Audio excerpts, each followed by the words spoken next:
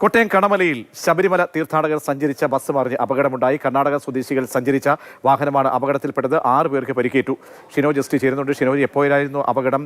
എങ്ങനെയായിരുന്നു സംഭവിച്ചത്? തീർത്ഥാടകർക്ക് പരിക്കേറ്റതായി അറിയുന്നു. അവരുടെ ആരോഗ്യനില? പ്രതീക്ഷ ഇന്ന് ഉച്ചയ്ക്ക് 2:15 ഈ അപകടം നടക്കുന്നത്. കോട്ടയം കണമല ടൗണിലാണ് ഇത്തരത്തിൽ ഈ അപകടം നടന്നിരിക്കുന്നത്. കണമല ടൗൺ എന്ന് പറയുന്നത് ഇത്തരത്തിൽ ഈ ശബരിമല സീസൺ സമയത്ത് ഏറ്റവും കൂടുതൽ അപകടങ്ങൾ റിപ്പോർട്ട് ചെയ്യപ്പെടുന്ന ഒരു പ്രദേശം കൂടിയാണ് ഈ കണമല എന്ന് പറയുന്നത്. അവിടെയാണ് ഇപ്പോൾ ഇത്തരത്തിൽ ഈ അപകടം നടന്നിരിക്കുന്നത്. 34 സീറ്റർ ബസ്സാണ് അപകടത്തിൽ മറിഞ്ഞിരിക്കുന്നത്. ഇതിൽ നമുക്ക് ലഭ്യമാകുന്ന വിവരമനുസരിച്ച് ബസ്സിലാകെ 33 പേരാണ് ഉണ്ടായിരുന്നത്. അതിൽ 6 പേർക്ക് ഗുരുതരമായി തന്നെ പരിക്കേറ്റിട്ടുണ്ട്. ഇതിൽ 4 പേരെ എരുമേലിയിലുള്ള ആശുപത്രിയിൽ പ്രവേശിപ്പിച്ചിട്ടുണ്ട്.